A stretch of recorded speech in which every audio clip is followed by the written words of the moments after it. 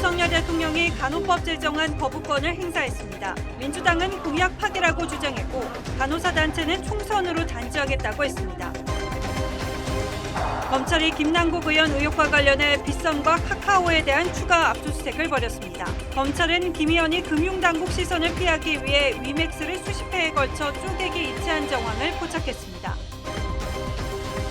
민주당이 국회 교육계에서 취업한 후 상환하는 학자금 대출에 일부 무이자 혜택을 주는 법률 개정안을 단독 처리했습니다. 여당은 포퓰리즘이라고 비판했습니다.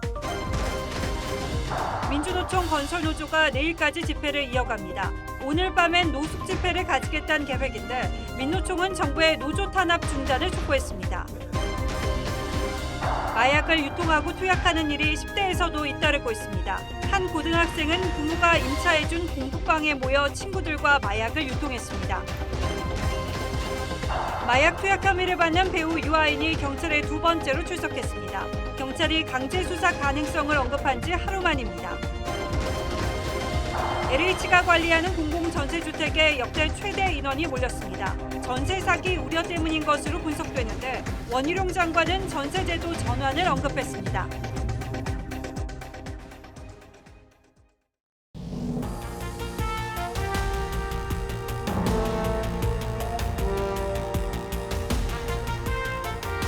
시청자 여러분 안녕하십니까? 뉴스9의 신동욱입니다.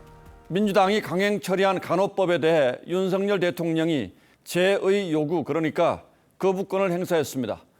지난달 양곡관리법에 이은 두 번째 제의 요구인데 윤 대통령은 의료계 직역 사이에 갈등이 심각한 상황인데도 국회가 충분한 논의 과정 없이 법안을 처리했다는 걸 거부권 행사의 이유로 들었습니다.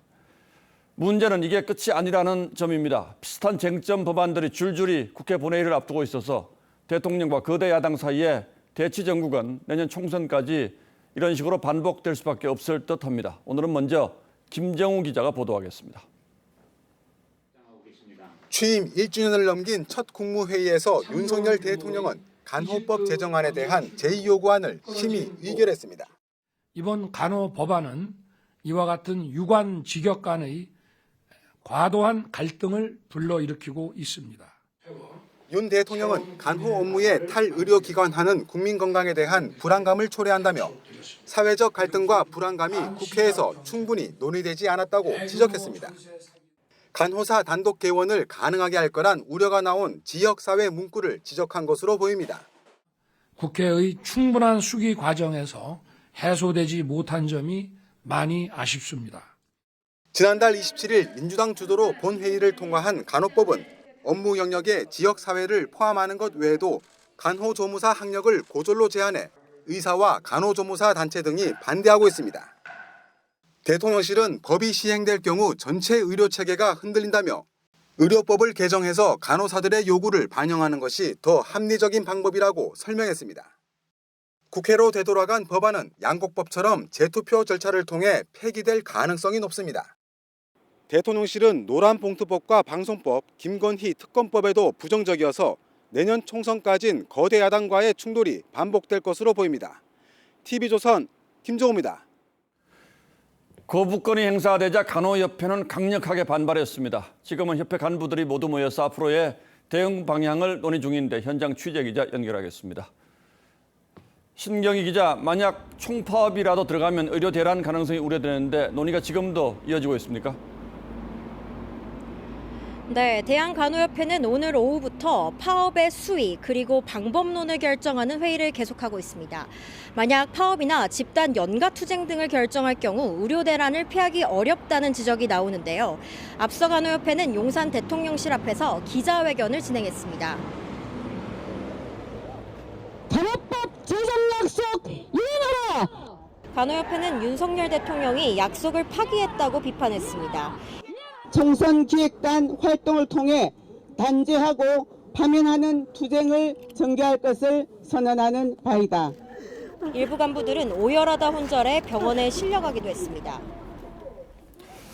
예, 대통령의 거부권 행사에 대한 여야 반응도 많이 달랐죠. 네, 지난달 간호법을 강행 처리했던 야당은 즉각 반발하고 나섰습니다. 헛공약 그리고 공약 파기 이런 것들은 민주주의를 파괴하는 민주주의에 대한 도전입니다. 민주당은 간호법 재의결 방침을 밝혔지만 재적 과반수 출석 3분의 2 이상의 찬성이 필요해서 통과 가능성은 희박합니다. 반면 여당은 간호법을 강행 처리한 민주당의 행태가 난리미법이라고 맞받았습니다. 보건의료계 갈등을 유발하는 법률안에 대한 불가피하고 당연한 선택입니다.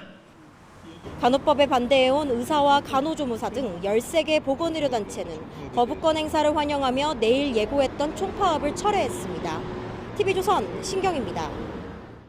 자, 그런데 사태가 이렇게까지 커진 건 간호법의 근간이 되는 의료법 때문이라는 지적이 많습니다. 의료법은 61년 전에 만들어진 뒤 군데군데 수선만 했을 뿐 그 근간은 그대로입니다. 이른바 21세기 카스트란 지적을 받은 간호조무사에 대한 고졸 학력 제한이 대표적이죠. 의사에게만 권한과 책임이 집중된 낡은 의료법을 그대로 방치하면 제2, 제3의 간호법 사태가 불가피하다는 게 전문가들의 지적입니다. 그리고 이 문제를 단순한 직역 간 갈등으로만 봐서도 안 되는 이유도 여기에 있습니다. 보도에 박재훈 기자입니다. 거짓선동 자행하는 복지부는 사과하라! 윤 대통령이 간호법의 거부권을 행사한 날 조규홍 복지부 장관은 진료 보조 간호사들을 만났습니다. 현행 의료법상으론 불법으로 의료 행위를 하고 있는 사람들입니다. 선진국에선 자격증을 보유한 PA 간호사들이 수술 보조부터 후처치 시술까지 합니다. 우리나라에서도 만여 명이 PA 간호사로 활동 중이지만 현행법상 근거 규정은 없습니다. 1962년 제정된 의료법이 의료 현실을 따라잡지 못한 겁니다. 업무가 혹시 법에 의해서 보호를 제대로 받을 수 있을까 하는 불안을 호소하고 계신 걸로 알고 있습니다. 의료법은 지금까지 70번이 넘는 개정을 거쳤지만 여전히 의사에게 책임과 권한이 과도하게 집중돼 있다는 지적을 받고 있습니다. 61년 전과 달리 간호사, 간호조무사, 응급구조사 등 다양한 의료 인력이 전문직으로 인정받는 현실을 반영하지 못하고 있는 겁니다. 21세기판 카스트로 비판받은 간호조무사의 고졸 학력 상한제 역시 의료법 규정을 간호법에 그대로 옮겨 담았습니다. 제도를 지금이라도 잘 정비하지 않으면 결국은 의료인들의 갈등, 파업 등으로 그 피해는 국민들이 입게 되겠죠. 정부도 뒤늦게 의료법 개정의 필요성을 인정하고 PA 간호사의 지위 등 간호사 처우 개선에 나서겠다고 밝혔습니다. TV조선 박재훈입니다. 김남국 의원의 가상화폐 의혹을 수사하고 있는 검찰이 이틀째 가상화폐 거래소를 압수수색하며 수사에 속도를 내고 있습니다.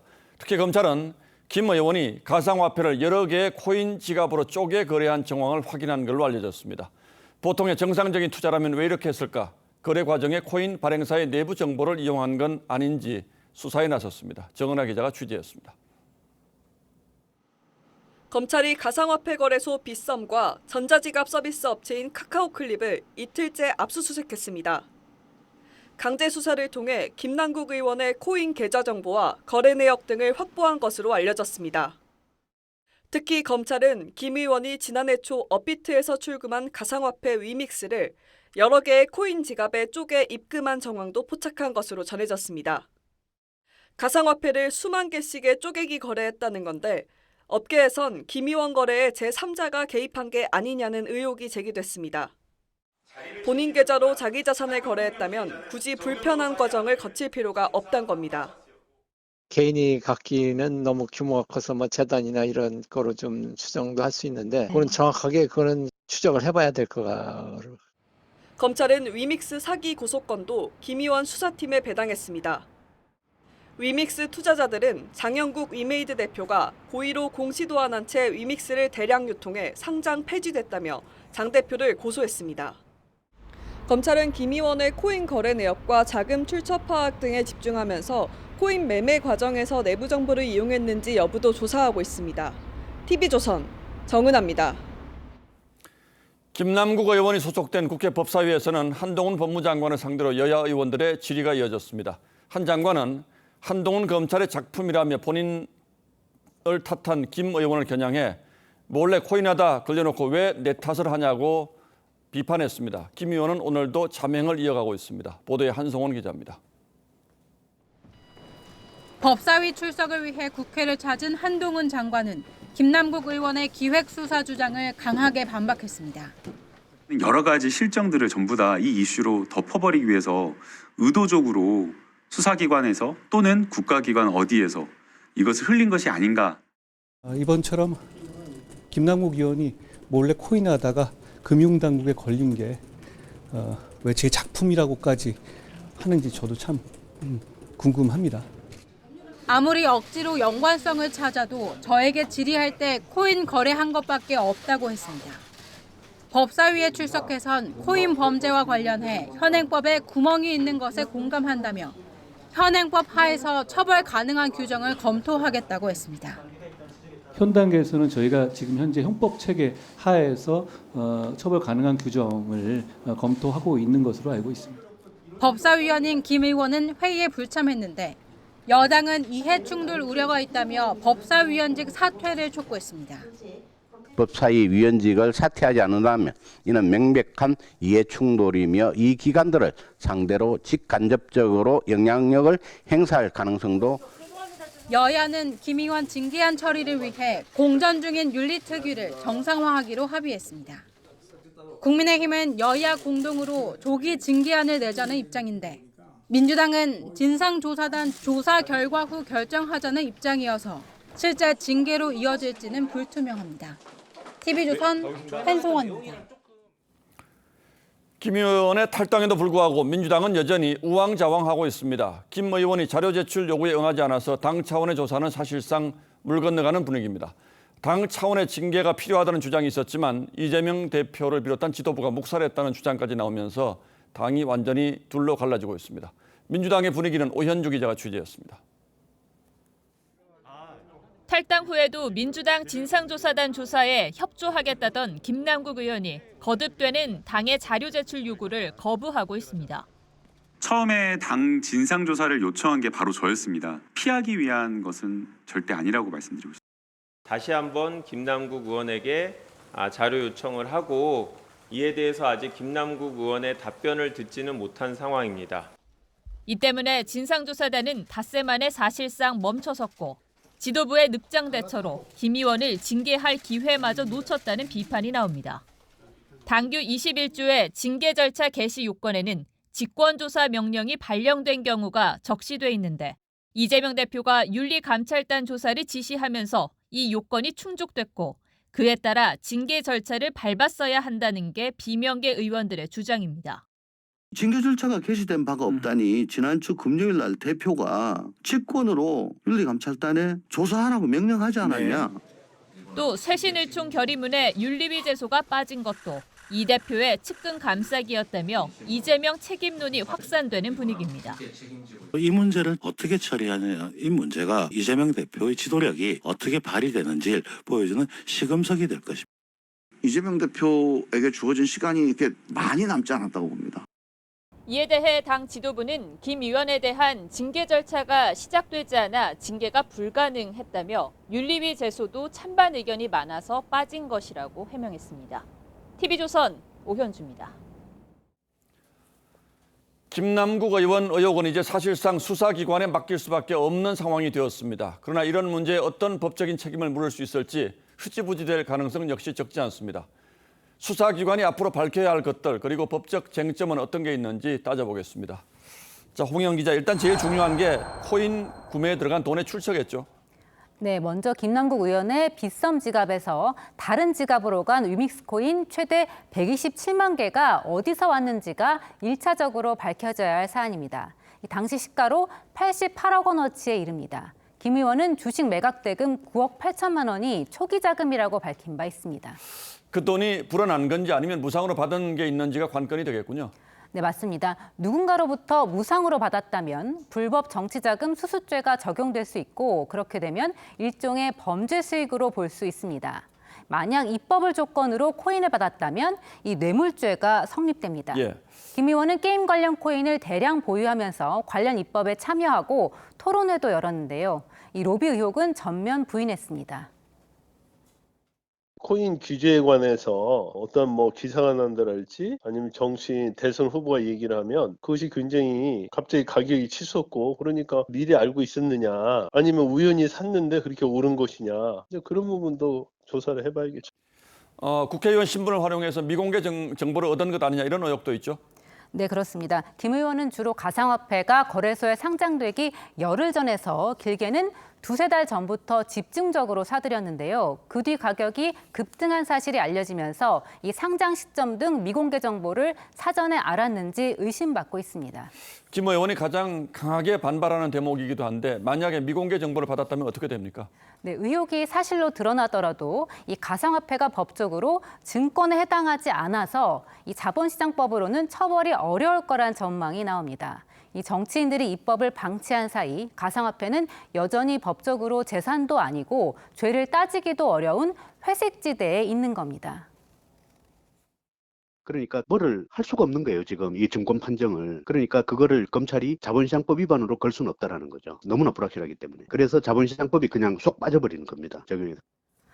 네, 김 의원의 경우 소급 적용은 어렵겠지만 이번 사태를 계기로 가상자산법을 만들고 이 자본시장법도 하루빨리 손봐야 한다는 지적이 나옵니다. 자, 그러나 사전 정보를 알고 투자했어도 처벌이 어려울 수 있다는 게 믿기지 않는군요. 네, 그렇습니다. 이 앞서 혐의들은 범죄가 입증이 돼야 되겠지만 이 최상위 규범인 헌법 제46조는 국회의원에게 청렴의 의무를 부과하고 있습니다. 또 이를 뒷받침하기 위해 공직자윤리법에는 이해충돌 방지 의무가 규정돼 있습니다. 지금까지 드러난 사실만으로도 김 의원이 이런 의무를 저버렸다는 비판은 피하기 힘들어 보입니다. 예, 그러나 지금 김 의원이 큰 소리 치는 것도 바로 이런 법적 제도적 허점을 잘 알고 그러는 건 아닌지 참 씁쓸하군요. 예, 홍영 기자 잘 들었습니다.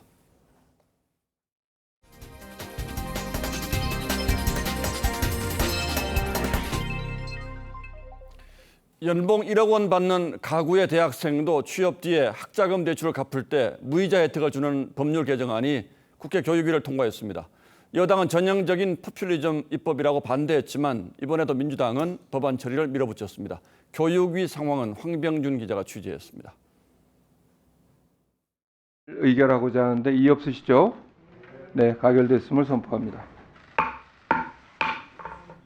취업 후 학자금 상환 특별법 개정안, 일명 학자금 무이자 대출법이 여당 의원들이 퇴장한 가운데 민주당 주도로 국회 교육위를 통과했습니다. 기존엔 대출받은 학자금을 상환할 때 이자도 갚아야 했지만 개정안에는 대출받은 청년의 소득이 일정 수준을 넘기기 전까진 이자를 면제해주는 내용이 담겼습니다.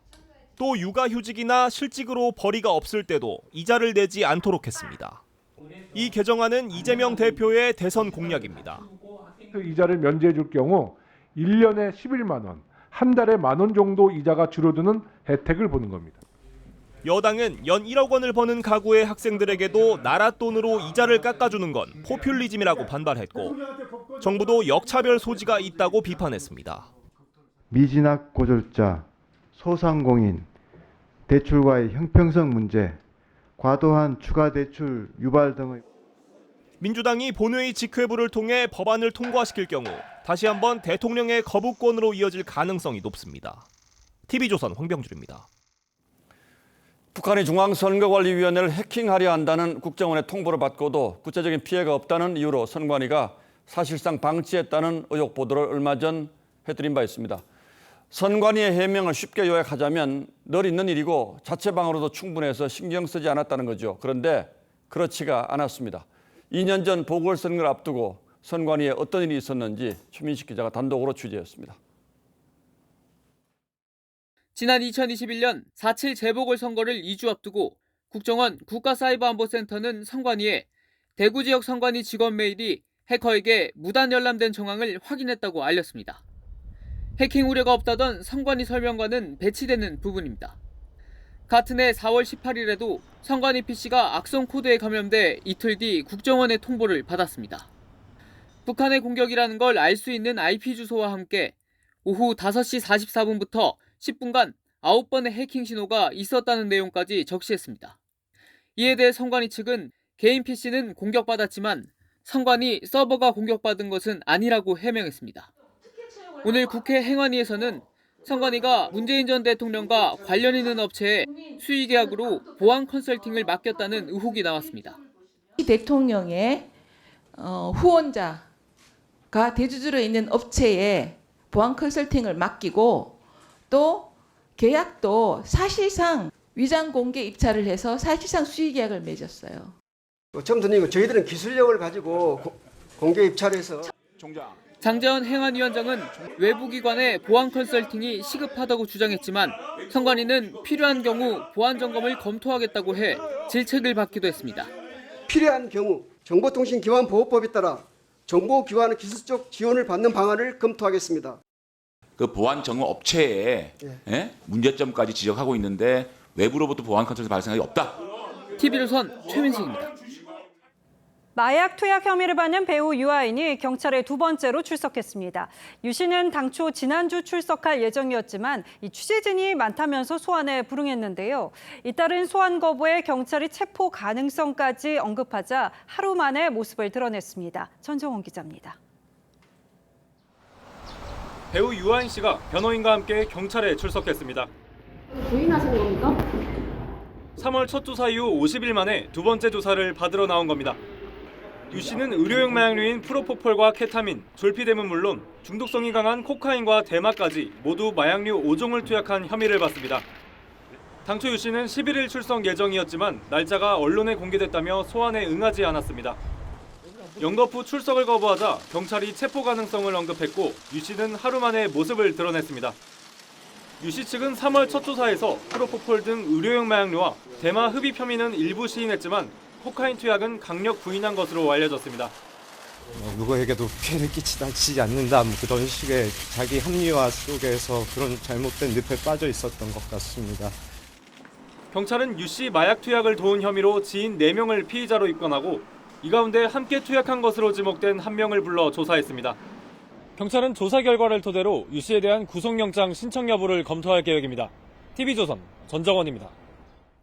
마약을 유통하고 투약하는 일이 10대에서도 잇따르고 있습니다. 이 마약에 빠진 한 여고생이 마약을 구매하기 위해서 아르바이트를 하는가 하면 또 다른 고등학생은 부모가 임차해준 공부방에 모여서 친구들과 수억 원대 마약을 유통했습니다. 이심철 기자의 보도입니다. 지난해 5월 여고생 A양은 지인 B씨의 마약 투약 모습을 지켜봤습니다. B씨는 호기심을 유발하며 마약을 권했고 이때부터 A양은 마약에 빠졌습니다. 이후 A양은 아르바이트를 통해 번 돈을 털어 마약을 사는 데 썼습니다. A양은 마약 공급책이었던 B씨와 함께 다니며 유통에도 가담한 것으로 조사됐습니다. 번 돈을 필로폰 구매에 사용하고 마약 유통 과정에 가담하라는 마약 공급 사범들의 요구를 거절하지 못하였습니다. 마약을 팔거나 투약한 혐의로 10명이 검거됐는데 이들은 대구 지역 클럽가 등을 중심으로 마약 수십 그램을 유통시킨 혐의를 받습니다. 대구지검은 조직원 8명을 구속하고 A양은 중독 여부를 확인해 처벌 수위를 결정할 계획입니다. 한편 인천에선 마약을 판매한 혐의로 범행 당시 고교생이었던 3명이 구속 기소됐습니다. 이들은 고교생이었던 지난 2021년부터 지난해 7월까지 SNS를 통해 마약 2억 7천만 원어치를 유통했습니다. 이들 중 1명은 아버지에게 공부방이 필요하다며 오피스텔을 빌려 사무실로 사용한 것으로 조사됐습니다. 19살 이하 마약 사범은 지난 2017년 119명에서 지난해 481명으로 4배 이상 늘어 전체 마약 사범 중 10대 비중이 커지고 있습니다. TV조선 이심철입니다. 어린이집에서 학대가 또 벌어졌습니다. 이 석 달 동안 확인된 것만 500여 차례입니다. 학대의 정도도 끔찍합니다만 또 하나 경악스러운 건 이 해당 어린이집이 우수 어린이집으로 평가받았다는 겁니다. 이 어린이집 교사 4명에 대해서 상습 학대 혐의로 사전 구속영장이 신청됐습니다. 이성진 기자가 보도합니다. 장애 어린이를 전담하는 경남 진주의 한 어린이집 교실입니다. 한 교사가 구석에 있는 어린이의 팔을 잡더니 바닥으로 던집니다. 또 다른 교사는 누워있는 아이의 아랫배를 발로 밟고 배변 실수를 한 어린이의 머리를 때려 바닥에 쓰러뜨립니다. 자녀가 학대당하는 장면을 본 부모들은 충격에 빠졌습니다. 말문도 막히고 너무 속상하고 많이 눈물도 나오고 그랬었어요. 그때 당시. 학대라는 게 일상처럼 보였어요. 피해 어린이는 모두 15명. 교사 4명이 학대에 가담한 것으로 조사됐는데 이 가운데 1명은 혼자서 200건이 넘는 학대 행위를 저질렀습니다. 이 어린이 집에서는 지난해 6월부터 8월 사이 500건 넘는 학대 행위가 있었지만 한국보육진흥원 평가에서는 우수 등급을 받았습니다. 가해 교사로 지목된 이들은 아이들이 조금 더 배웠으면 하는 욕심에서 그랬다고 용서를 구했습니다. 피해 어린이들은 여전히 트라우마에 시달리고 있습니다. 노란 차 보면은 바닥에 들어놓고 소리 지르고 뭐 택시를 타고 지나가도 그 동네쯤에 가면은 이제 뭐 구토 증상도 있고. 경찰은 해당 어린이집 원장과 교사 등 9명을 입건하고 교사 4명에 대해서는 아동학대 혐의로 사전 구속영장을 신청했습니다. TV조선 이성진입니다. 민주노총 건설노조가 서울 도심에서 대규모 집회를 열었습니다. 정부가 노조를 탄압한다면서 1박 2일 일정으로 규탄 집회를 개최한 건데요.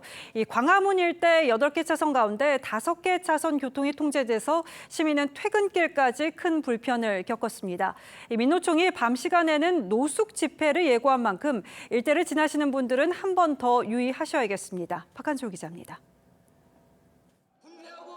민주노총 노조원이 손팻말을 들고 구호를 외칩니다.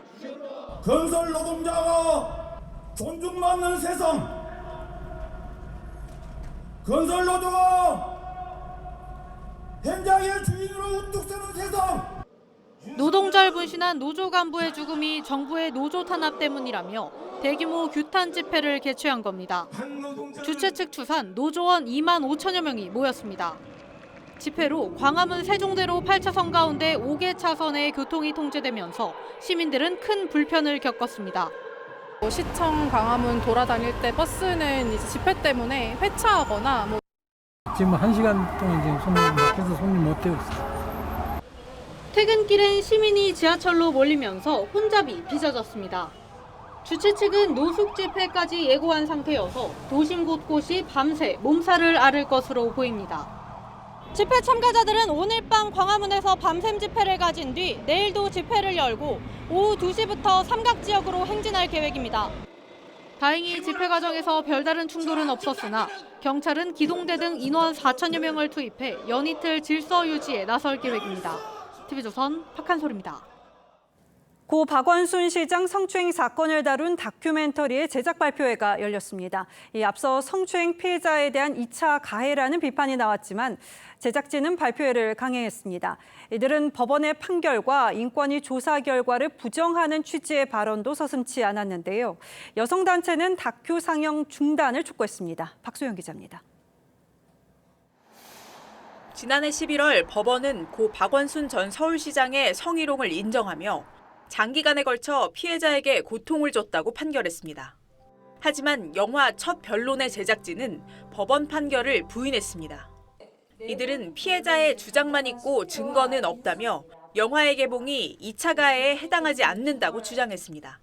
그리고 2차 가해라는 것이 1차 가해가 전제가 되지 않은 상황에서 1차 가해가 명확하게 규명이 되지 않은 상황에서 피해자 측은 터무니없는 2차 가해가 계속되고 있다며 책임을 엄중하게 물어야 한다고 밝혔습니다. 인정된 사실관계를 부정하고 왜곡하는 행위를 지속적으로 하는 것은 피해자에 대한 2차 가해이자 정신적 고통을 주는 행위일 뿐. 여성단체협의회도 즉각 기자회견을 열고 영화 상영 중단을 촉구했습니다. 성희롱 피해 여성의 인격을 짓밟으며 가혹한 무차별적 가해를 가하는 세력에게 엄중히 경고한다. 국가기관의 판결마저 무시하는 일부 세력의 행태에 피해자는 또다시 정신적 고통을 떠안게 됐습니다. TV조선 박소영입니다. 중국에서 뛰고 있는 한국 축구 국가대표 손준호 선수가 중국에 구금돼 있는 걸로 확인됐습니다. 손준호가 속해 있는 팀의 승부 조작 사건 때문으로 추정되는데요. 손준호의 포지션 등을 미뤄봤을 때 승부 조작에 가담했을 가능성은 낮다는 게 업계의 판단입니다. 당장 다음 달 A매치를 앞두고 있는 축구 대표팀 발등에도 불이 떨어졌습니다. 김광 기자입니다. 중국 슈퍼리그 산둥팀에서 뛰고 있는 손준호는 지난 12일 가족과 함께 한국으로 출국하려다 상하이 공항에서 체포됐습니다. 현재 공안 당국에 닷새째 구금돼 있습니다. 중국 정부가 오늘 외교부 브리핑을 통해 손준호의 구금 사실을 확인했습니다. 公安机关已向韩国驻沈阳总领事馆进行了领事通报，并将为韩方领事官员执行领事职务提供必要便利。 혐의는 비국가 공작원 수뢰죄입니다. 보통 기업 직원들의 리베이트 수수와 관련된 죄목인데 운동선수의 경우 경기와 관련한 부정한 요청에 대해 금품을 받은 경우입니다. 중국 축구계는 최근 승부 조작 등 각종 비리로 몸살을 앓고 있습니다. 지난해 말에는 중국 대표팀 감독이 체포되기도 했고 손준호의 소속팀인 산둥팀도 핵심 수사 대상에 올라 있습니다. 하지만 손준호가 중국 리그 내에 10손가락 안에 드는 거액 연봉을 받는 선수인데다가 포지션이 승부 조작을 하기 힘든 미드필더여서 상황을 지켜봐야 한다는 얘기도 나오고 있습니다. 6월 A매치를 앞두고 있는 대한축구협회는 발등에 불이 떨어졌습니다. 하지만 이렇다 할 대응을 하지는 못하고 있는 실정입니다. TV조선 김관입니다. 이 공공기관인 LH가 공급하는 공공전세라는 임대주택이 있습니다. 가격이 비싸다는 평가를 받으면서 인기가 시들했는데 최근 신청자가 역대 최다로 몰렸습니다. 이 전세 사기에 역전세 우려까지 커지다 보니까 가격보다는 안전이 우선이라는 수요가 몰린 겁니다. 정수현 기자입니다. 최근 마감한 LH 공공전세에 지원한 30대 김모 씨. 보증금은 3억 원대로 인근 아파트 전세를 얻을 수 있는 수준이지만 김 씨는 공공전세를 선택했습니다. 비싸더라도 이제 조금 감안해서라도 안전한 곳에서 살자. 김 씨처럼 안전성을 우선시하는 무주택자들이 급증하고 있습니다. 올해 1차 공공전세주택 입주자를 모집한 결과 서울 322가구 모집에 9,000명 가까이 몰려 역대 최다를 기록했습니다. 앞서 SH 행복주택도 330가구 모집에 18,000명 넘게 몰리며 경쟁률 56대 1을 기록한 상황. 중산층에게도 입주 기회가 열려있는 LH 공공전세는 비싼 가격 탓에 평소 수요가 많지 않았습니다. 하지만 전세 사기와 깡통 전세의 역전세 현실화까지 겹치며 보증금 떼일 우려가 커지자 금액보다 안전성을 택하는 수요자들이 몰려든 겁니다. 굳이 돈 내고 살아야 하는데 지금 이제 전세는 조금 살기 무섭고 월세로 살 바에는 그냥 낫지 않을까 해서. 서울 빌라 전세가는 2년 전보다 떨어지며 역전세난이 뚜렷해지는 상황. 전세에 대한 불신이 전세 기피와 이른바 전세런으로 이어지지 않을까 우려의 목소리가 커지고 있습니다. TV조선 정수양입니다. 전세가 무너질 경우 주택시장 혼란은 가늠하기 어려운데요. 원희룡 국토부 장관이 의미심장한 발언을 내놨습니다. 전세 제도가 수명을 다했다면서 제도 전환을 예고했습니다. 전세가 서민의 주거 사다리 역할을 했던 걸 부정할 수는 없는 만큼 전세 폐지론에는 반대 의견도 거셉니다. 김혜나 기자가 짚어봤습니다. 원희룡 국토부 장관은 전세값 급등을 초래한 임대차 3법 손질에서 나아가 전세제도 자체의 근본적인 전환이 필요하다고 밝혔습니다. 이제는 수명을 다하는 게 아닌가 저는 이렇게 보고 있습니다. 이제 응급 처방이 일단은 되는 대로 좀 본격적으로 우리 잘못된 판을 좀 수리하는 그런 작업들을 해야 된다. 전세제도가 투기 수단으로 전락해 세입자 미천을 위협하는 만큼 더 안전한 주거 제도를 모색해야 한다는 겁니다. 전문가들도 전세에 따른 갭 투자가 존재하는 한 언제든 대규모 보증 사고가 일어날 수 있다고 경고합니다. 갭 투자가 좀 점진적으로 사라져야 된다. 전세보다는 월세 시장과 매매 시장으로 좀 양분화돼서 간단하게 가는 게 집주인에게 전세 보증금을 낮추게 하는 대신 각종 인센티브를 주거나 장기 저금리 모기지를 민간 분양까지 확대하면 전세를 대신할 수 있다는 구체적인 방법도 거론됩니다. 가이드라인 제시해서 낮춰주면 낮춰주는 만큼 뭐 보험료라든가 아니면 세액 감면이라든가 이런 걸 해야. 하지만 전세제도가 서민들의 내 집 마련에서 담당해온 중간 사다리 역할이 사라질 거란 우려도 만만치 않은 상황. 또 전세의 빈자리를 월세가 메울 경우 주거비 부담이 지나치게 뛸 거란 전망도 나옵니다. 하반기 임대차 제도 대수술을 앞둔 정부의 고심이 깊어지고 있습니다. TV조선 김예나입니다. 다음 뉴스입니다. 러시아와 전쟁 중인 우크라이나의 젤렌스키 대통령 부인인 젤렌스카 여사가 대통령 특사 자격으로 방한해 윤석열 대통령을 만났습니다. 젤렌스카 여사는 비살상 군사 장비 지원을 요청했는데 윤 대통령은 국제사회와 긴밀히 공조해 적극 지원하겠다고 화답했습니다. 홍현주 기자가 취재했습니다. 한복을 연상시키는 하얀색 재킷을 입은 젤렌스카 여사를 윤석열 대통령이 악수를 건네며 반갑게 맞습니다. 반갑습니다.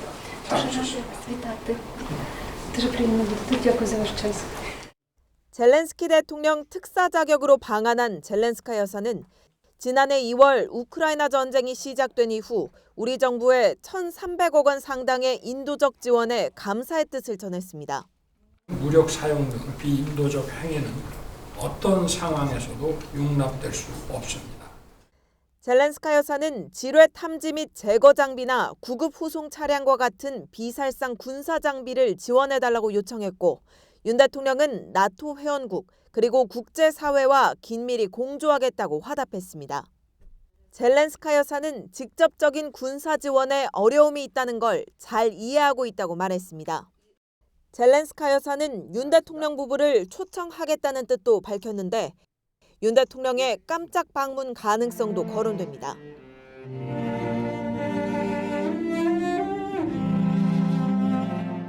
젤렌스카 여사의 방안에 맞춰 오늘 낮 서울 정동에선 우크라이나 오케스트라의 콘서트가 열렸습니다. 남성 단원들이 전쟁터로 떠나 지휘자를 제외하곤 여성들로만 구성된 이 오케스트라는 우크라이나 국민들의 강인한 정신을 연주에 담았습니다. And we appreciate attention Korean people especially. I think Korean people understand what I mean war. TV조선 홍현주입니다. 전라남도 해남의 한 군부대 야산에서 5.18 민주화 운동 당시 희생된 것으로 추정되는 유골 3구가 발굴됐습니다. 진상조사위는 계엄군 등의 증언을 토대로 당시 시신이 매장된 경위와 총상 흔적 등을 조사하고 있습니다. 박근우 기자가 그 현장을 다녀왔습니다. 전남 해남군의 한 군부대 야산입니다. 중장비가 걷어낸 땅을 조심스럽게 쓸어내리니 유골이 드러납니다. 5.18 민주화운동 진상규명조사위원회는 어제 오후 이곳에서 1980년 당시 희생된 것으로 추정되는 유골 3구를 발굴했습니다. 이번 발굴 작업은 1980년 당시 감회장에 참여한 계엄군의 증언을 토대로 이루어지고 있습니다. 앞서 조사위는 해남에서 1980년 5월 21일부터 23일까지 민간인이 3명에서 7명이 숨졌다는 진술을 확보했습니다.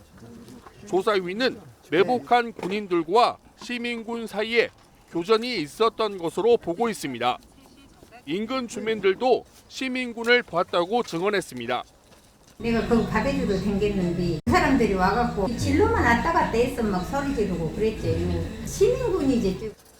지금까지 계엄군 56명의 증언과 진술을 확보한 조사위는 이번 3구를 포함해 안매장 추정 시신 12구를 찾아냈다고 밝혔습니다. 매장 위치, 매장 방식과 형식, 그다음에 매장 기수가 다 일치했습니다. 조사위는 오늘 대국민 보고회를 통해 5.18 당시 최소 20여 곳에서 50여 차례에 걸쳐 계엄군의 발포가 이루어졌다며 총격 등 폭력 등으로 인한 사망자는 166명이라고 밝혔습니다. TV조선 박건우입니다. 국내 조선업이 10년 만에 호황에 세계 1위로 우뚝 섰는데요. 마냥 웃을 수는 없다고 합니다. 일감은 쌓여 있는데 일할 사람이 부족하기 때문인데요. 유혜림 기자가 조선소를 다녀왔습니다. 도크마다 선박 건조 작업이 한창입니다. 여의도 면적의 3배에 달하는 대규모 부지에 빼곡하게 자재가 쌓여 있습니다. 늘어난 일감에 선박 부품이 늘면서 이렇게 도로에까지 비치한 채 작업을 이어가고 있습니다. 물량이 많이 증가하다 보니까 저희가 독구장에서 이제 유휴 공간을 다 활용해서 블록 조립 작업을 계속 같이 이어가고 있는. 국내 조선업은 올해 1분기 세계 선박 수주 물량의 40%를 확보했습니다. 12년 만에 가장 많은 일감입니다. 특히 가격이 높은 친환경 선박 시장의 70%를 점유해 수출액도 전년 대비 18% 늘어날 전망입니다. 건조 공정 공수를 위해 평일 연장 및 휴일 특근을 실시하는 등 분주하게 작업을 진행하고 있습니다.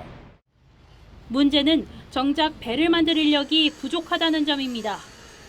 긴 불황 동안 전문 인력들이 떠난 뒤 신규 인력 채용에 어려움을 겪고 있습니다. 늘어나는 물량을 고려하면 약 20% 이상을 신규 인력으로 충원해야 됩니다. 정부 지원으로 외국인 인력이 충원되고 있지만 올 연말까지 8,500명이 더 필요합니다.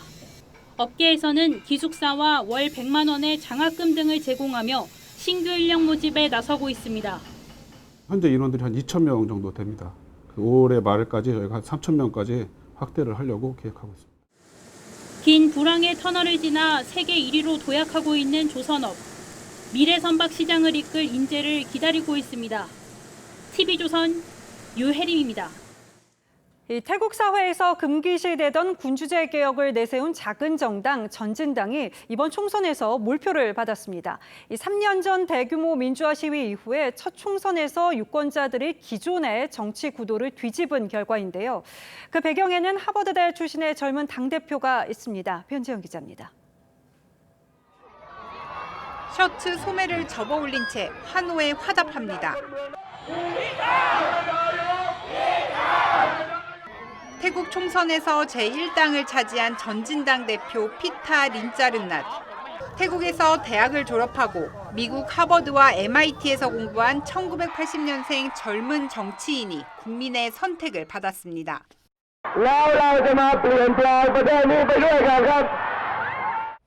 금기시되던 왕실 모독죄 폐지와 징병제 개혁 등을 공약으로 내세워 젊은 층을 투표장으로 이끌었습니다. ตั้งแต่กกต.จัดมานะครับก็ครั้งนี้ก็สูงที่สุดที่ใกล้เคียงกับครั้งนี้ก็จะมีปี 54. 그 결과 전진당은 군부와 탁신 전 총리 지지 세력의 오랜 양강 구도를 무너뜨리며 압승을 거뒀습니다.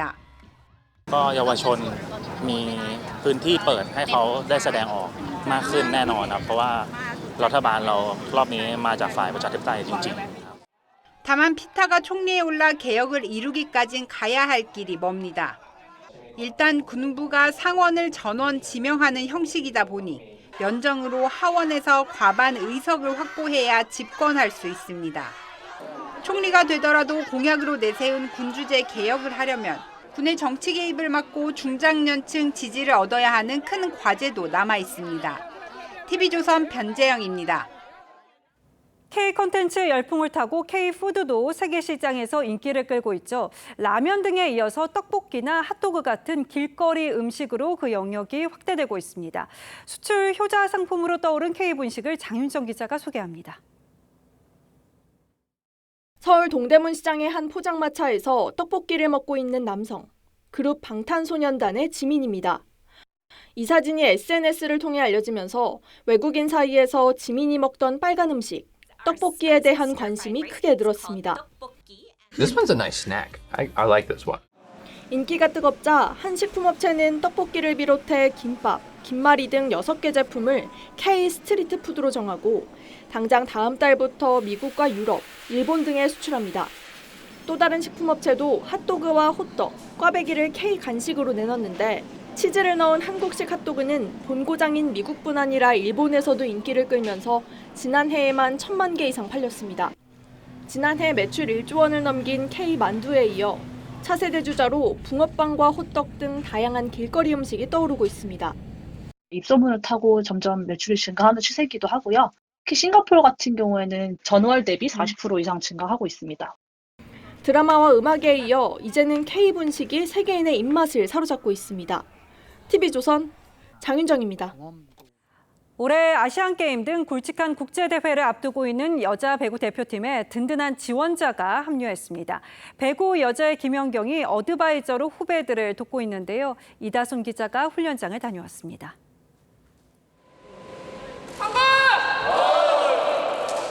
우렁찬 기합 소리와 함께 여자 배구 대표팀의 훈련이 시작됩니다.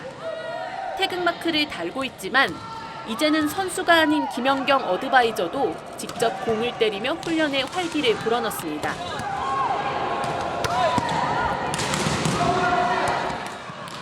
도쿄올림픽 4강 신화를 비롯해 인천 아시안게임 금메달 등 한국 배구의 살아있는 전설 김연경.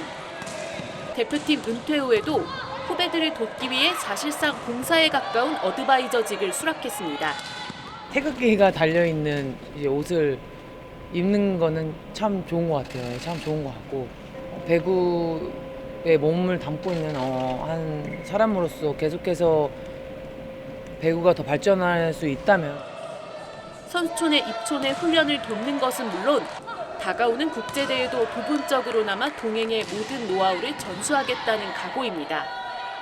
선수할 때가 제일 좋은 거구나라는 걸 선수들이 잘 때에도 계속해서 이 연습 스케줄이라든지 프로그램을 계속 우리 지도자분들이 짜고 있고 주장을 맡은 박정아에게는 천군만마입니다. 모르는 선수에 대한 그런 정보도 언니는 많이 알고 있기 때문에 이런 선수는 이런 코스를 좋아하고 뭐 이런 식으로 볼을 때린다 해서 뭐 저희 수비 코스도 언니가 많이 알려주시고 우리 선수들은 오는 21일 튀르키예로 출국해 지난해 발리볼 네이션스리그 전패의 아픔을 날리겠다는 각오입니다. TV조선 이다솜입니다.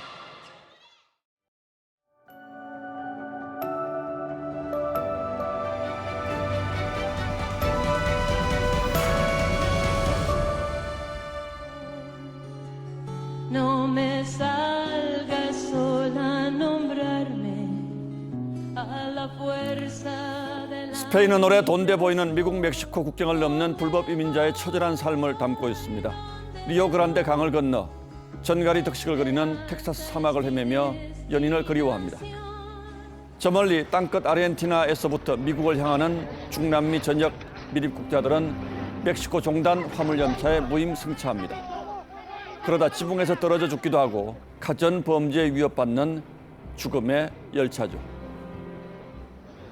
Vas a llegar a los Estados Unidos, pero no de la mano de Dios, sino de la garra del diablo. 1972년 니카라과의 수도 마나과를 지진이 뒤흔들어 40만 인구 중에 10,000명이 숨졌습니다. 그런데 독재자 소모사는 세계가 보내온 구호성금 20억 달러를 빼돌려 재배를 채웠습니다. 그리고 7년 뒤 좌파 반군이 희대의 독재 재벌 소모사 정권을 무너뜨린 건 역사의 필연이었는지도 모릅니다. 그 혁명군을 이끌었던 오르테가가 그러나 16년째 희대의 좌파 독재자로 군림하고 있는 건 또 하나 역사의 역설입니다. 니카라과를 비롯한 좌파 정부가 중남미에 잇따라 들어서는 분홍 물결이 일면서 미국, 멕시코 국경지대가 몸살을 앓고 있습니다. 미립국 기회를 노리는 사람들이 66만 명이나 몰려왔다고 합니다. 미립국자를 즉시 추방하는 트럼프 시대 42호 정책이 지난주 종료된 게 직접적인 계기가 됐습니다. 하지만 근본적으로는 좌파 포퓰리즘의 경제가 피폐해지면서 살 길을 찾아 조국을 등지는 엑소더스가 지금 벌어지고 있는 겁니다. 오르테가가 민주 세력과 언론, 종교까지 무자비하게 탄압하는 사이에 니카라과 경제는 거덜이 났습니다. 지난 3년 동안에만 국민 6명 중 1명이 나라를 탈출했습니다. 차베스와 마두로 좌파 정권이 망가뜨린 베네수엘라를 떠나서 유랑하는 난민은 무려 720만 명에 이릅니다. 아직은 먼 나라 일이긴 합니다만 이 비극에서 우리 정치를 돌아봅니다. 우리 정치 역시 언제부턴가 포퓰리즘의 그림자가 드리우기 시작했으니까요. 민주당만 해도 전 국민 1,000만 원 기본 대출을 들고 나왔습니다. 은행 부당 이득을 대출자에게 돌려준다는 은행법 개정안도 발의했습니다. 대통령이 거부권을 행사한 양곡법 역시 미래 세대에 안기는 세금 청구서라 하지 않을 수 없습니다. 재정 준칙 재정은 뒷전이고 지역 신공항 건설에는 여야가 다투어 찬성합니다. 정부가 전기 가스 요금 현실화를 머뭇거리는 것 역시 내년 총선 영향이 없다고는 할 수 없을 겁니다. 4년 전 전 세계를 울렸던 이 사진, 아직도 기억하시는 분들이 많을 겁니다.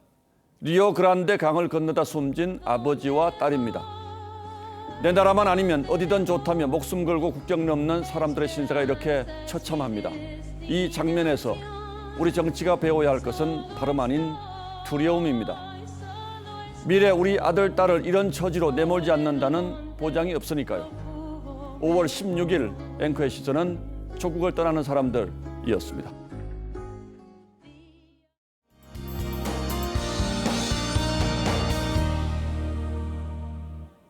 오늘 많이 더우셨죠? 한여름 날씨 속 30도를 웃돌며 올해 들어 가장 높은 최고 기온을 경신한 곳들이 많았습니다.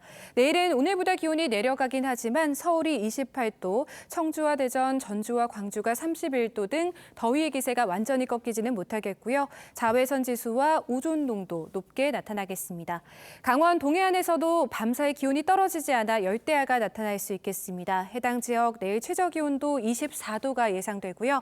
대기가 차차 건조해지는 가운데 강원 북부 산지 쪽으로는 내일까지 강한 바람에 주의하셔야겠습니다. 오늘 밤부터 서해안과 남해안, 전남 내륙에서는 짙은 안개가 넓게 형성되겠습니다. 내일 밤 구름이 많아지기 전까지는 대체로 맑을 텐데요. 일부 남부 지역은 내일도 미세먼지 농도 높은 곳들이 있겠습니다. 모레 하늘빛이 흐려지면서 고온 현상은 주춤하겠고 남부와 제주로는 비가 내리겠습니다. 날씨였습니다. 5월 16일 화요일 뉴스9는 여기서 모두 마치겠습니다. 시청해주신 여러분 고맙습니다.